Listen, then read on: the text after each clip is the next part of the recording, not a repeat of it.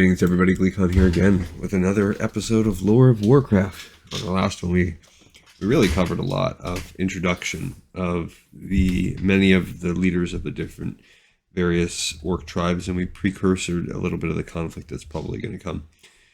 So stay a while and listen to this one. It's in the same time period and it's called the Mok'Nathal Uprising. I believe Mok'Nathal are ogres, we shall see. Hymal never recovered from the battles with the war songs and Kargath's slave uprising. The ogre's hold on Nagrand was broken forever. This turn of events greatly troubled the Bladespire and their leader, Imperator Kelgrok. Ogre influence was waning across Draenor. The Imperator was determined to retain control of Frostfire Ridge. Rather than simply shore up the Bladespire's defenses, Kelgrok sought to expand, and he had the perfect weapon to do so. So I'm trying to think about where Hymal is in Nagrand, I think. If you think about northwestern Nagrand, there are some Hymal ruins. I don't know so much in Warlords of Draenor, but I'm Burning Crusade, but I think definitely in Warlords of Draenor. But there might be both. There might be like a kind of an arena in both.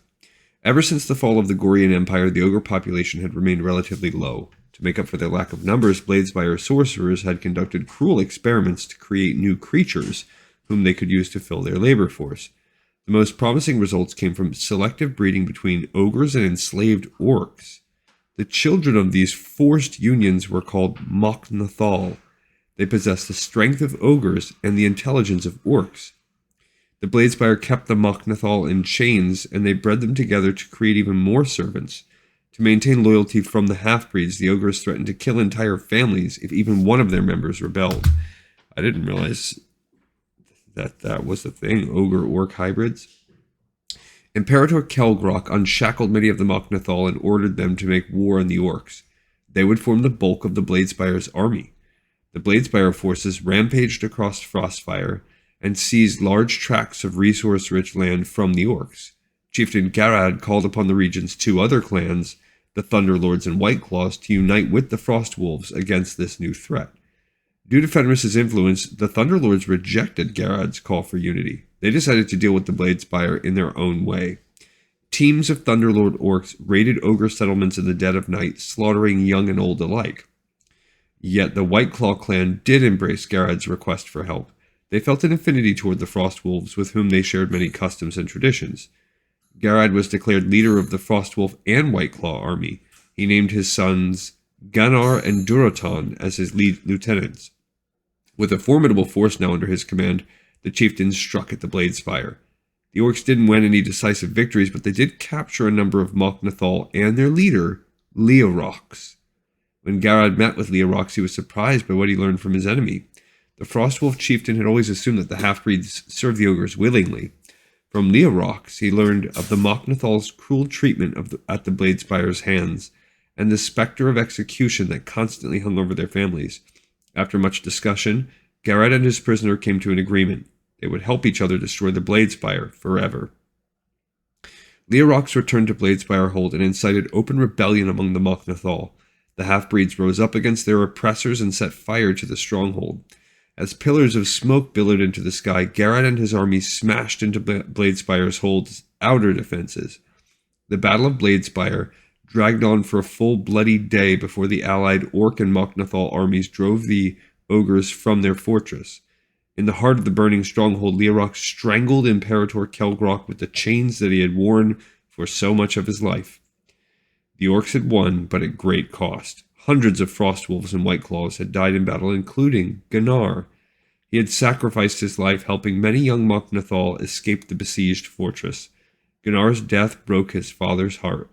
Though Durotan remained to carry on the family line, the Frostwolf chieftain would never recover from losing his second son. I wonder if that's described in our book we're going to read soon. After the battle, Chieftain Garad offered Leorox and his people land in Frostfire to make a new home. The elder Mok'Nathal declined, knowing the orcs would never truly accept half-breeds. Leorox gathered his fellow Mok'Nathal and settled in a remote corner of Gorgrond. Resources were scarce, but they would be able to live in peace. They disavowed fighting and swore to take up arms only to defend their meager lands from threats. So that's interesting. I wonder what the Mok'Nathal look like. I can't even picture them. it did say that they're physically more similar to ogres. But yeah, like I've heard that before. I've heard that word Mok'Nathal, and I wonder how that plays into future events. And if I'm sure I'm just forgetting some quests or something lore dealing with Mok'Nathal, but interesting that there are these orc ogre hybrids. And yet again, we have a recurring theme in Warcraft as well, which is slaves overcoming their oppressors. And also, that was the last orc stronghold. I mean, ogre stronghold. Goria had already been destroyed, and I believe by the Arakoa, and then taken and defended by the Draenei. And the Highmaul were wiped out in Nagrand by the various orcs. So all that was left now were these Bladespire, and now they've basically been wiped out by the Frostwolf and the other clans there. I do think it also telling that now you have one of the three brothers are gone, so now they're just Duraton versus Fenris that have different.